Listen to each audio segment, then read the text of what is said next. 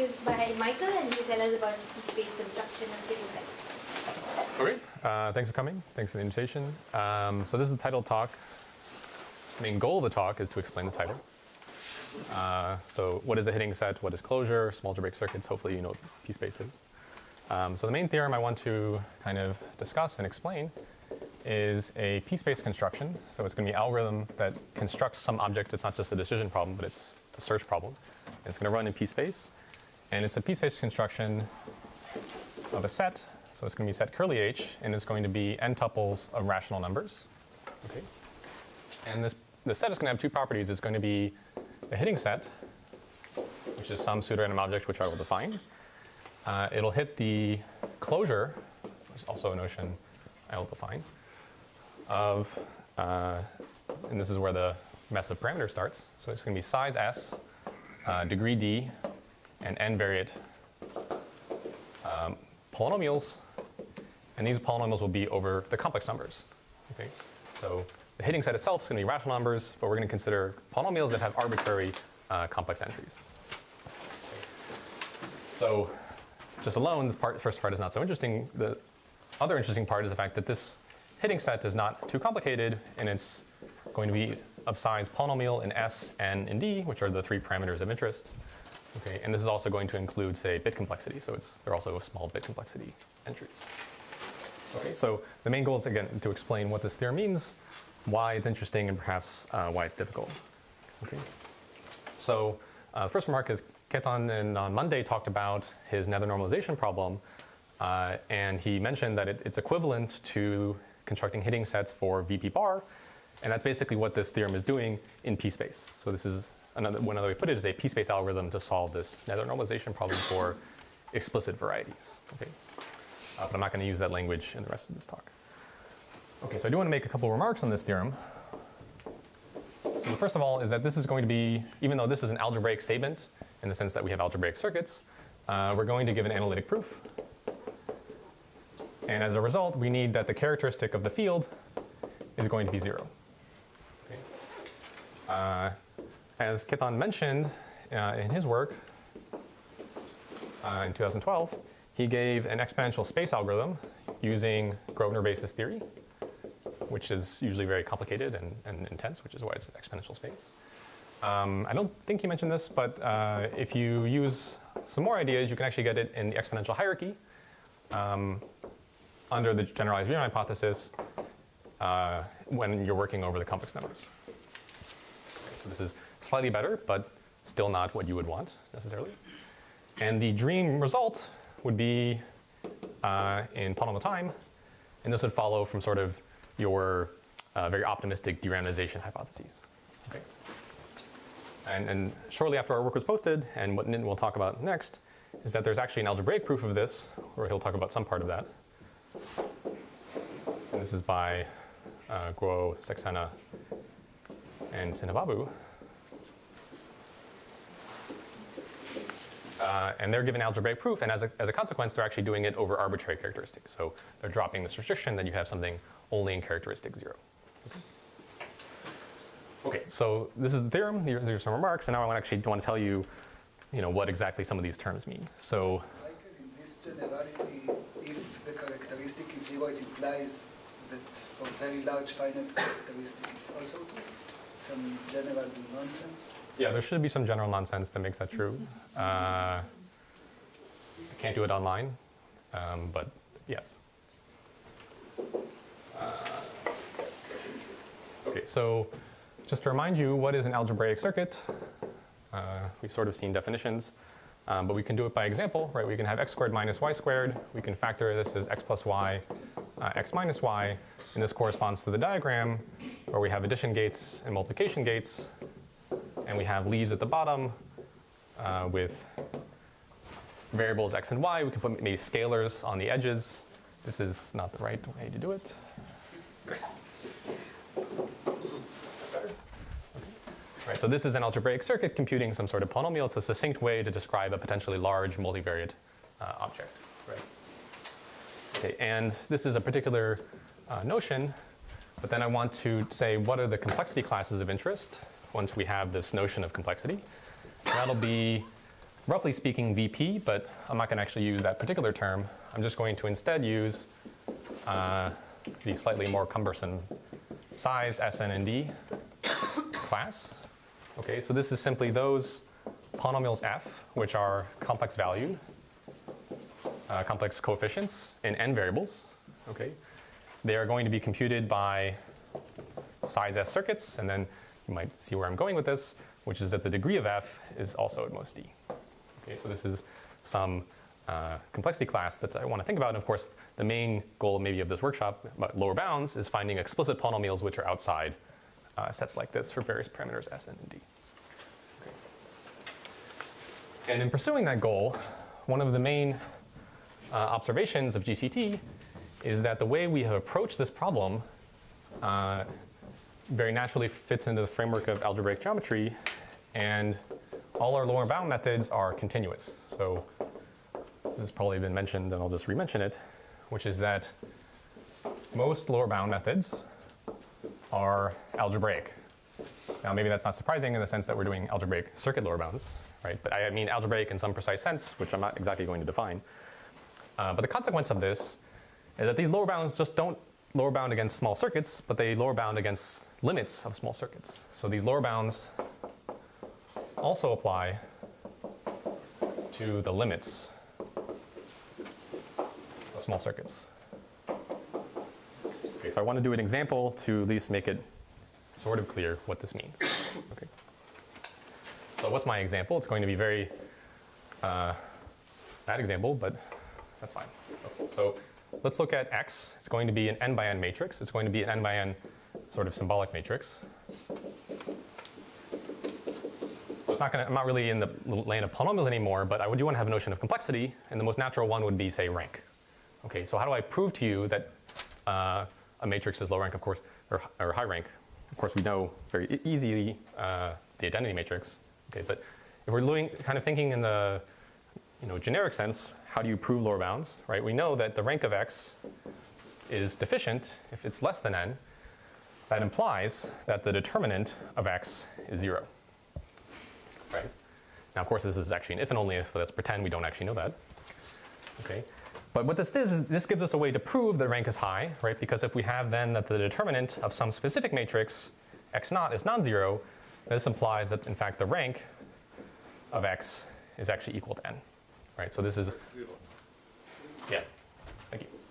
Right, so this is a way to prove lower bounds, but the point is that the determinant itself is a polynomial, and polynomials are continuous. Okay, so now suppose that we had some y naught, which is the limit in the analytic sense of some y sub epsilon. Okay, so epsilon is some parameter. For every epsilon, we have some matrix. Okay, and suppose that each y sub epsilon is itself rank deficient. Okay. What does that mean? That means then that the determinant of y sub naught is equal to 0. Okay, but the determinant again is a polynomial, it's continuous, so that implies that the determinant of y naught is also 0. Okay. So then using this condition, we can then conclude that in fact this x naught is not the limit of rank less than n matrices. Okay, so here we have some lower bound method that we did, and we're really only caring about rank, and we accidentally prove something a little bit stronger, which is that we also have lower bounds against the limit of small rank. Okay. And then pictorially, or maybe geometrically, we can think about the following. Okay, so this dashed line is going to be things which are of rank less than n, strictly less than n. Okay? And what this limiting process is doing is it's taking a curve in this set, okay? And this is some y sub epsilon, so epsilon is sort of parameterizing our curve. And in the end, the limiting process is going to give us y naught, right? And this entire set, the rank less than n, lies in the set of determinant equals 0 matrices. Okay, and so what this is really saying is that even though we have a curve inside this dashed line, and it's potentially possible, although not actually in this case, that y naught is outside this dashed line, y naught cannot escape the locus of determinant 0 matrices. Okay, so this is why we're talking about the closure in the sense that we're looking at not just things that are simple, but also the limits of things which are simple. So we're taking particular closure, in this case of like say Euclidean closure in the Euclidean topology. Okay, so this is a very simple example with matrix rank, but how do we then apply this to the land of polynomials? Well, we have this complexity class over here of small circuits, right? And we can take the same sort of limits and get the closure of small circuits. Okay, so the definition here is that we look at size S, N, and D closure, and that is simply those polynomials f such that f is the limit of f sub epsilon as epsilon goes to 0, where each f sub epsilon is in the appropriate unbarred notion. Okay, so we're taking small circuits and then we're adding all of the closures. Okay, and I'm going to be a bit bold and define GCT, apologies to Ketan, as basically to understand 3 different notions. Okay. So f sub epsilon is a standard polynomial or looks it's a Standard polynomial. So for every epsilon, we have a polynomial. Okay. So it can depend arbitrarily or epsilon? Yes. Okay. Arbitrary levels. Notation. Yeah, there is no epsilon in the variable. I mean, because otherwise you consider, sometimes people consider polynomials with epsilons. Yes. So yeah, because I'm working in the analytic notion, I'm just going to say it's just a constant. But if you work in the proper algebraic stuff, as Nitin will talk about, you can think of as polynomials or rational functions in epsilon also. But I'm going to avoid doing that. Okay, so for GCT, there are sort of 3 things we want to understand. So one is we want to understand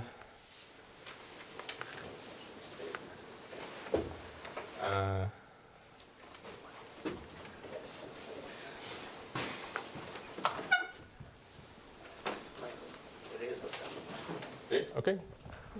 I mean, I'm tall, I'm not this tall. The GCT will require space. Okay, so what do we want to understand? We understand the following 3 classes. So one is small circuits. Okay, we want to understand small circuits. On the other hand, we want to understand explicit polynomials, things like the permanent. Okay, we want to understand, are these classes in particular equal or unequal or so on. Okay, but then in the middle there's this size bar. Okay, and the point is that in Ketan's argument on Monday is sort of to understand maybe this versus this, we kind of also need to understand what's going on in the middle. Okay. By explicit, you mean like DMP? I should think of DMP. Yeah, this is roughly VNP. Okay, but I also want to just make a not quite proper, but maybe illustrative analogy with Boolean complexity, which is here we have P. Okay, here we have NP. And in the middle, I'm going to put P poly intersected with exponential time. Okay, in the sense that here we only have decidable languages.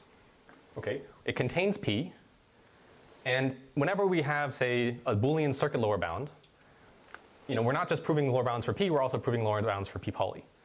And there's some idea that, well, if we want to really understand the power of circuit lower bounds in trying to prove circuit lower bounds for NP, we might also need to understand what's the difference between these 2 classes. Okay. And so today what I want to do,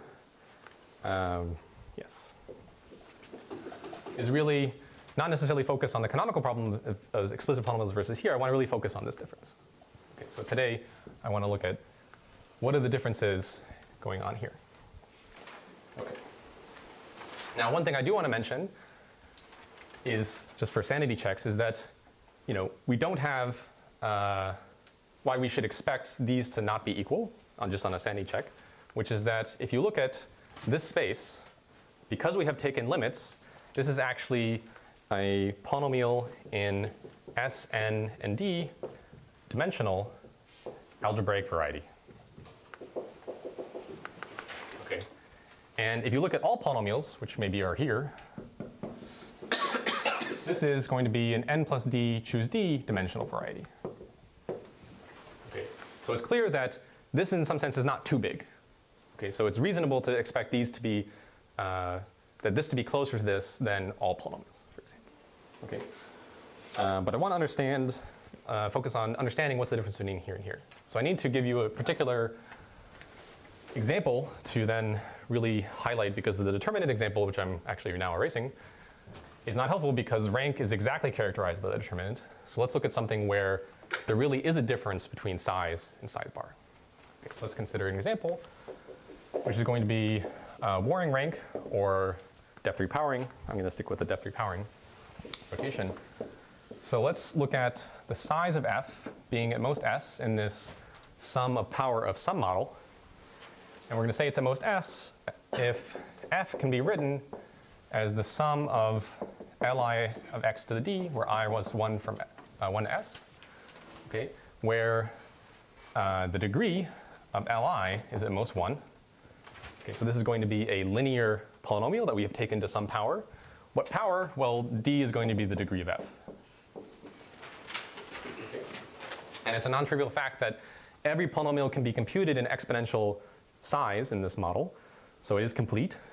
We have a fairly good understanding of lower bounds for this model, but there is something non-trivial going on, in particular at the border, in the limits. So let's look at the size bar notion of f is at most s.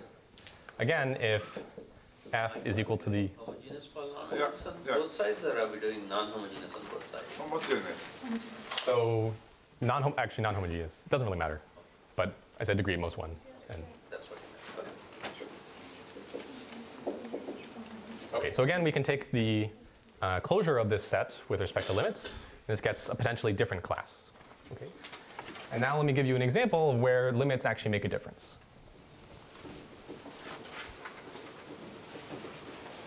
Okay, so let's do a very simple example, which is f is equal to x squared times y.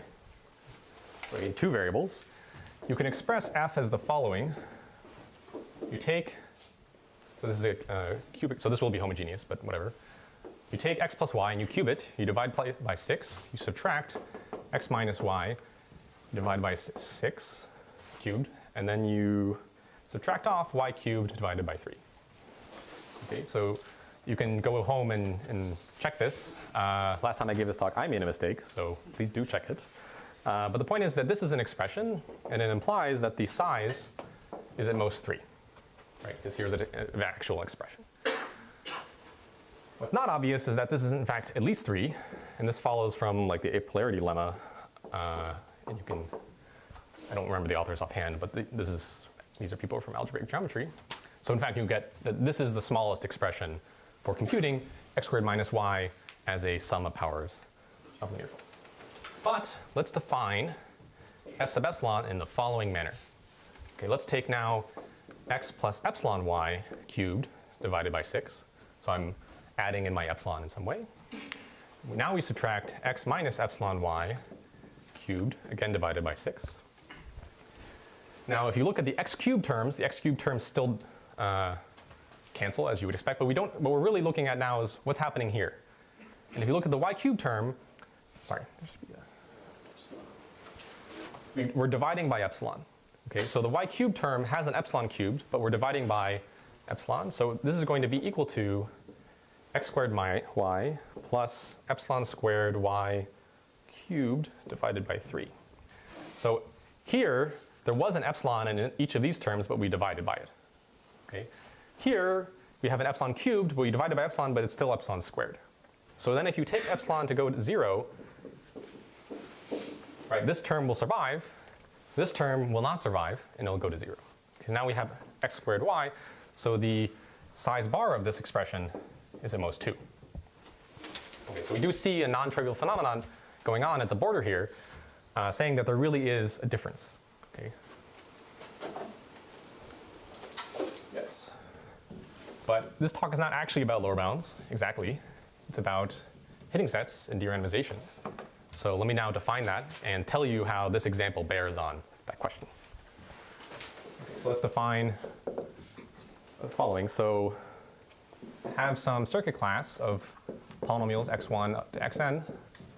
Okay, so curly C is some circuit class, and we're going to say that H is you have some set of points H. This is a hitting set for C if for all f is the 0 polynomial if and only if f on your hitting set is also 0, which means that f on alpha is 0 for all alpha in your hitting set. Okay. So we're asking, is f as an algebraic object 0? That's equivalent to asking, is it 0 on all of these evaluations? Okay. So to test non-zeroness, we just need to say evaluate on all these points. And is any of these points yielding something non-zero? Okay, and the interesting thing about this, right, GCT is understanding what's the difference between size and size bar. Well, how does, we always start on low bounds, these questions are different. What about constructing hitting sets? And one of the observations is that if H hits a complexity class C, that does not imply that H hits closure of C. Okay, so what's an example? This is a contrived example, but it's an example nonetheless. Let's look at the point 0, 1 in this example. Okay. So the point is that f on 0, 1 is just 0 squared times 1, otherwise known as 0. Okay. But if you look at f of epsilon on 0, 1, right, f of epsilon, this is going to be 0. This is going to be 1 cubed times epsilon squared divided by 3. Right, this is epsilon squared divided by 3. And this is non-zero. Right, so if we look at the C, curly C, it's not curly C. Curly C is just this collection of polynomials. Right, that's a collection of polynomials. And this single point is a hitting set for this entire collection. Right? But it does not hit F, which is in the closure. Okay, so it's sort of saying that if we want to get hitting sets for the closure, we need to maybe think a little bit more. Okay, and that's what this talk did, we thought. Okay. So let's now pull back to the general setting of small circuits, as opposed to just this particular example of Warring rank, and ask, what do we know? Okay, so the conjecture is that there is a polynomial in S, N, and D time explicit hitting set for circuits of the appropriate size, right? So not with the closure, just regular circuits. Okay, so this is basically saying that PIT is in P under the black box setting. Okay, and what do we know? Things Momoli showed is that, well, if we relax this, we can still get something. Okay, so in particular, you can get the same result, but instead of P, you get PSPACE. Okay, and also you can get something in pH, so not just in PSPACE, but in pH, if you assume the generalized Riemann hypothesis, at least in characteristic 0. Okay, and so I want to explain actually how this proof goes, because it's illustrative for how it will work in the closure. But before I say that, I want to make one remark. Sorry, so there H hits C bar does not imply, it should be opposite? No, so this is C, F sub epsilon is C, Okay. and it hits C, but it does not hit C bar, because this is in C bar. Okay, so I want to make one point, which is that in this example, in this setting, we know that random sets are hitting sets. And everyone knows that BPP is contained in PSPACE. Okay. QED, because therefore, obviously, if this is BPP, then PSPACE should be trivial. Okay, that's a naive argument. Why is that not helpful? This does not imply that there's a BPP explicit algorithm. For the same reason that random strings are Kolmogorov random, but that does not mean that we can actually find one. Right? So here, it's like random objects are in fact hitting sets, but we want to put our hands on one without any randomness. Okay, so we're allowing ourselves arbitrary resources, but no actual randomness. Okay, so this is PSPACE is a deterministic algorithm that can actually certify. We output something with probability 1 that's certifiably a hitting set, not just with some probability. Okay, so what's the proof sketch of this? Sorry, what are you proving now? This PSPACE algorithm. Okay. So what does it mean to say that H is not a hitting set? Right, what it means is that you're violating this condition. Right? There's in particular a non-zero polynomial that is always 0 on your hitting set. Right? So I can phrase that a little bit differently as saying that there exists an f in the size class such that, first of all, it's non-zero, and second of all, it's always 0 on your hitting set. Now, I'm going to phrase that a little bit differently, okay, in saying there's also a point alpha naught in, say, c to the n, such that f of alpha naught is non-zero. Okay, so this is a proxy for saying that f itself is non-zero. But we have that f of alpha is 0 for all alpha in H. For all points on our hitting side, it's 0. Okay, so this is another way of phrasing it. And I want to say that this condition is intuitively something that we can check in NP. In the sense that I want to prove, yeah. Not hitting set for size. Yeah, for whatever complexity class you're working in. So if I want to prove to you something is not a hitting set, I can give you the circuit, right? And I can give you the point, and then you just verify that, first of all, it's non-zero on this point, and it's also 0 on all points in your hitting set. And what's wrong with this is that we're working over the complex numbers, right? And this is really the setting of the normalization, also algebraic, the general closure setting. Usually you have to work over an algebraically closed field. There's no way for me to necessarily succinctly give you in bits, for example, a circuit of this complexity class, right? Could you have pi, you could have e to the pi, e to the pi to the pi, you get the idea, okay? So we have to use something a little bit more sophisticated to get an algorithm that can certify that something is a hitting set. So intuitively it's an NP, but more formally, what we can do is we can express this as saying that some system of equations, of polynomial equations, is satisfiable, that there is a solution. So Ryan talked about this in the morning in the finite field setting. Here I'm talking about the algebraic closure setting. Basically what you do is you have some universal circuit for size, and the universal circuit is parameterized by some data, arbitrary complex numbers parameterizing your circuit, and you're basically saying, is there a way to parameterize the universal circuit that gives me something that satisfies this property? Okay, so I'm not going to actually go through that, but it hopefully at least gives you a taste of how you would do this. And so now what we're really asking instead is saying, H is not a hitting set if and only if some system of polynomial equations I can write down has a solution, and we just need to then solve that. And the point is that... And these equations don't have pi. Sorry? These equations, There's no pi there. Yes, that's right. Yeah, so these are in fact, I guess, integral equations. They're only integers. 0, 1. Or 0, 1 if you want to be, yeah. Okay, and so the fact is that you can, for this problem, you can solve these things in PSPACE unconditionally using things like effective Hilbert-Snell-Snellen sets. Or you can solve it, thanks to Pascal Caron, in pH under the generalized Riemann hypothesis. Okay. So this is then saying that we can actually certify that something is not a hitting set. So then how do we use that to get an algorithm? Our algorithm is very simple. We're basically going to output the first, so I should say it this way. We're going to have some set S.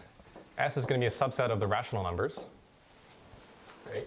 We're going to take some set in this cube, and we're going to output the first H, which passes the test.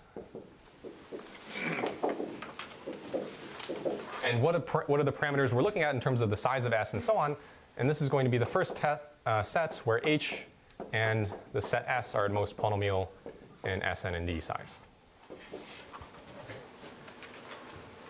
And the point is that such H exist, which will pass the test, basically because random H will exist, will pass the test. Random H are hitting sets, and they will pass this test. Okay, so this is something that you can clearly do in PSPACE. You just sort of iterate over all such things. These have very small bit length complexity. You just iterate over all of them. You can even do this in pH. And just output the first one that does the test, passes the test, and then you get one of these algorithms. Okay. So this gives us this result, saying that for VP bar, or sorry, for VP, we can construct healing sets unconditionally in PSPACE or PH if we had GRH. Okay. So now we have to ask the question, well, look, for the closure of VP bar, we have these exponential space algorithms. But here we have PSPACE, right? And if you define GCT as the understanding the difference between these, we can sort of quantify our ability to understand the closure by saying, well, if you have a result like this, can you extend it to the closure? Okay. So really the question is, how do we get hitting sets for the closure of small algebraic circuits? Okay. And again, the question is, can we guess, then certify? This is the algorithm paradigm we used here. Can we replicate the success in this size bar setting? Okay.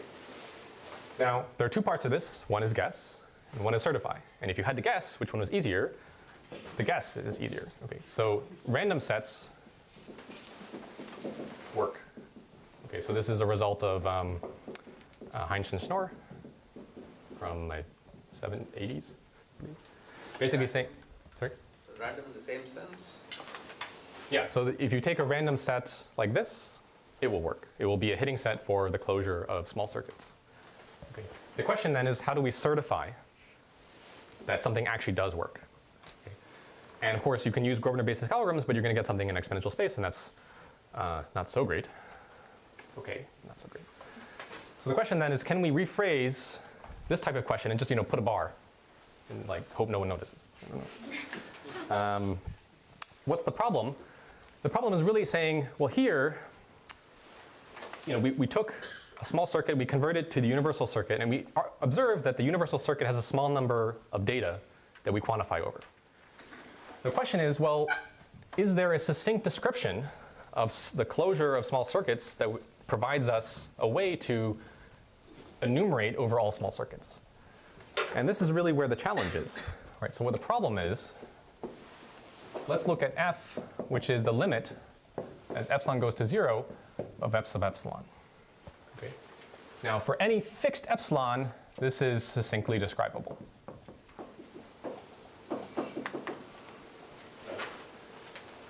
But what about this limiting process? And the point is, this is potentially complicated. And you can put an exponential bound on the complexity of this limiting process, but that's actually the best bound that we have. Okay, so if this is succinctly describable, you have potentially complicated. Well, complex times succinct is complex, right? So this is complicated. So if you wanted to do this type of thing in the naive way, this existential quantifier would have to existentially quantify over all limiting processes, which is too much, which is why you get not p-space, exponential space. If I had a single polynomial which has epsilon inside, then it would be easier like this step wouldn't. No, because the epsilon could be extremely large, right? I mean, 1 over epsilon might be a coefficient. Yeah, another way of putting it is if you have epsilon inside, the degree of epsilon could be exponentially large. Okay, so that's allowed in the Yeah. Yeah. And can you show it's in general can be the case, for example, for random polynomial something like this? Well, random polynomials are not succinct, so, but I don't think we have examples where in the small circuit case you can show that the epsilon has to be exponentially big or not. We don't know enough. So isn't this related to Ketan's question of VP being equal to VP bar? Yes, absolutely. Yes. So if epsilon was always small, then VP would be equal to VP bar. But because it's exponentially big, we don't know. And there are ways around it, but I don't know at least. Okay. So the theorem that I now want to sketch for you in the remaining 10 minutes? 10 minutes? Okay. Is a PSPACE algorithm for hitting sets for size bar. Now, I just sort of attempted my best to convince you this was not going to work. It's going to work. We just have to do something. Okay. So what are we going to do? We're going to change the notion of a hitting set. Okay. So we're not going to have just a regular hitting set, we're going to have something called a robust hitting set. Okay, so what is that? Let me just do it over here.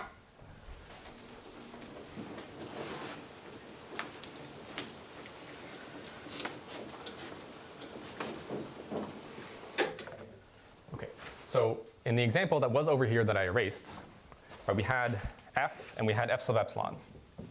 Okay, and f sub epsilon on the 0, 1 point was epsilon squared over 3. Okay, and the problem is that if you take the limit of non-zero things, they can be 0. Unfortunate fact. Okay, so what we're going to do to fix this is just say we don't want our evaluation to be something maybe depending on epsilon. We want it to be bounded away from 0. Okay, that's going to give us the notion of a robust hitting set. So the definition of an epsilon, fortunate clash of collisions, is epsilon robust hitting set for C is we're going to say that for all f, we're going to have that f is non-zero if and only if there exists some alpha in your hitting set where if you take f and you evaluate on alpha, we're not just asking that it's non-zero, we're asking that it's bounded away from 0. And in particular, we're going to ask that it's at least epsilon times the norm of f itself. Okay, so we have to normalize this because if f had really, really, really small norm, then all of its evaluations are very, very small. Okay, so we're going to normalize this maybe in the L2 norm, whatever. Again, we're in complex space, so we have L2 norms. We're just asking if the magnitude of this evaluation captures an epsilon fraction of the norm of f itself. I think that epsilon is different from this epsilon, right? Yeah, which is why I said unfortunate clash of collision. You got it. Notation. You got it. Yeah, you Yeah. got it confusing. Okay, so why is this helpful? Okay, the key lemma in this is that suppose that you have a robust hitting set for size, for small circuits. What does this imply? This actually implies that you get not just hitting sets, but also robust hitting sets for the closure. Okay. Why is that? It's a one-word proof. It's continuity. Okay. The point is that here, if you have a limit of polynomials, the norm is continuous, so the norm doesn't really change. Okay. So it's saying that all your evaluations in size are bounded away from 0. So when you take the limits, they must also be bounded away from 0. You no longer have the limit of non-zero things as 0. You have the limit of things which are at least a half is at least a half. Here you have the epsilon is a parameter in both up and down. Change. So I'm no longer going to have epsilon in the notion of limits, I think. But there's just. then you can sorry. call it epsilon 0. So what? Epsilon sub 0 maybe. That's the notation. Just keep it different from. Okay, so I will change this to. So I'm going to have to put it. Okay, let's do this. So is this, are you saying that delta robust hitting sets imply delta robust hitting sets? Yes. Okay. Okay. Okay, so the proof here is continuity, so this is pretty simple. So what this is really saying is that size bar might be very complicated, and we don't really know how to quantify over this and enumerate over it. But instead, we can just focus on constructing robust hitting sets for size, and we can enumerate over size, right? Because these are just small circuits, which we already saw how to do with Mills-Dahlen-Satz algorithms. Okay, but robust hitting sets, I guess that's the key contribution of our work in some sense, in a conceptual sense, because we define them. But of course, do they exist? And the proposition is that random sets are robust hitting sets. Okay, so this is the key technical contribution of our work. And the sketch of this is you do the obvious thing and you make Amir do all the calculations and it works. Okay? So what kind of delta are you getting? Are these functions of your n, s, and d? Yeah, so delta will end up being like 1 over exponential in Sn and d, which is actually sufficient in this case. Yeah. And you can't actually do much better because if you took x to the d, x to the d will dampen everything in exponential number effect. Yeah. Okay, so the sketch of this is basically a probabilistic method. So you look at random sets, and you're going to do a Chernoff bound, and you're going to do a union bound. Okay. What makes this a little bit more complicated is you also need not just a concentration bound, but an anti-concentration bound. Right? right? Because you need to say that a random polynomial at a random point assumes a large value. Polynomials are anti-concentrated, so that they, evaluations are bounded away from 0. Okay, and also we're doing a union bound over an infinite set, and that's kind of sad, right? You can't really do that. So what you need is a gamma net, okay, to say that we can kind of, we don't actually work with an infinite space, we sort of discretize it appropriately, and the gamma net is actually not too large. Okay, and this, for algebraic varieties, and we had to kind of, this is the key thing to really do, because we had to make up our own for this. Okay, 5 more minutes. Doesn't this gamma net is a hitting cell by itself? Sorry? Does this gamma net is hitting cell by itself? No, gamma net is a gamma net of circuits, right? So this is a gamma net of size, or of size bar, actually. Right, this is an algebraic variety. We're going to choose a subset of this algebraic variety such that every other point is close to somewhere in this, right? So this is some this, and then you pick enough points and. Not size. Sorry? Probably means size, not size bar. You do actually need size bar. Well. I mean, I thought we didn't know how to enumerate size bar. So your universal circuit is just size. So you need it's complicated. So you need a gamma net in size, but it's a gamma net for size bar. I see.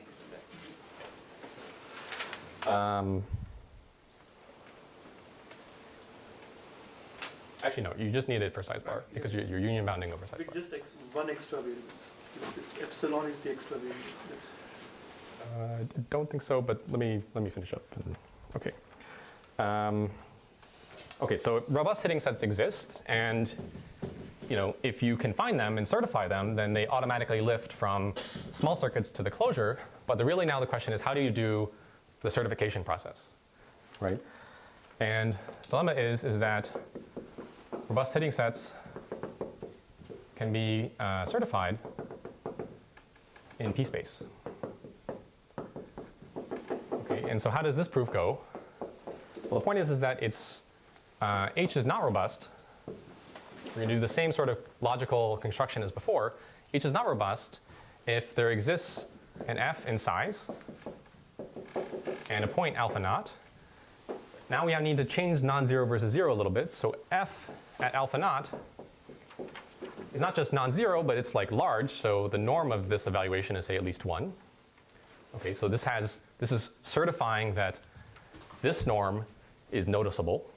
Okay, but f on alpha is very small, much smaller than 1, for all alpha in our hitting set.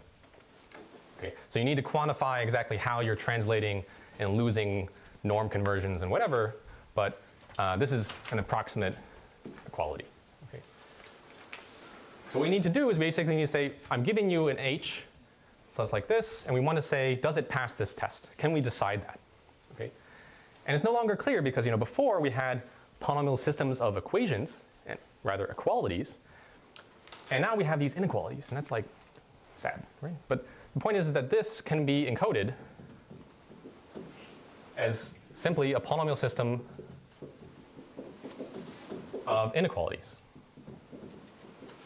And no one objected, but we started over the complex numbers. And of course, this is all over the real numbers. And no one objected, so I'm going to continue. But this is over R. Okay, so fun fact, every complex number is 2 real numbers. So you encode everything appropriately, right? And you get that you can take the system of, here you have complex numbers, but you encode them as real numbers, and you get a polynomial system of equations or inequalities over the real numbers. And then we invoke this very large hammer, which is that you can do this in PSPACE. Okay, and this is by this algorithm of Canny of 88, which is that this is a fragment. This is a sentence in the existential theory of the reals, which is something you can solve in PSPACE. Okay, and that is how you certify it. So again, the algorithm is basically, we know that random sets work. Right? So just sort of enumerate over all possible random sets until something passes this test. When it passes this test, you know that it's a robust hitting set.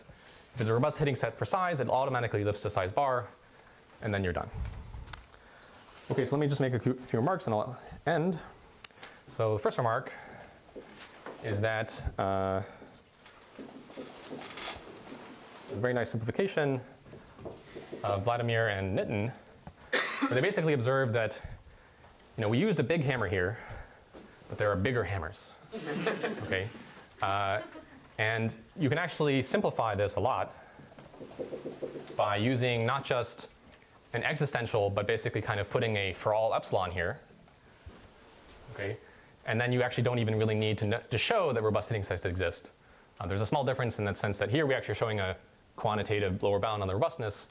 This logical approach where you're adding a for all epsilon won't give you that, but it dramatically simplifies what's going on here. So this simplifies the proof. And of course, this is still in the characteristic 0 analytic setting, right? And so Nitin will now talk about. Is it for epsilon or delta? What is it? So I wanted to. Okay, you changed my notation, but like there's some like for L epsilon. I'm not going to do this online, but basically this is an epsilon of the limiting process. Whose precision can be very large, exponential or. Oh, I see. Actually, no. Sorry, this is no. This is the delta. Sorry, this is all delta. This is the delta. Yes. This is like basically you're asking is there a hitting set which is delta robust for all delta strictly bigger than 0? Yeah, it has to be delta. It's the delta. Okay. Well, yeah. Anyways. You're saying that the for all exists theory of the reals can be solved in PSPACE. You're using that? Yeah. Yes. Yeah. So we're using this bigger hammer that if you have a bounded number of quantifiers, Anybody number. you can do it in PSPACE. Okay. And I just want to highlight the one question. Both the algebraic proof that Nim will talk about and this proof here are really stuck at PSPACE. The intuition should really be that this is in pH, right? Because you first quantify over all the hitting sets, and then you ask, and the adversary will ask, is there a circuit which violates your possible hitting set, right? So there should really just be like two rounds of quantifiers. The reason we're getting PSPACE is because we need these big hammers, but we don't know how to simplify it. Okay.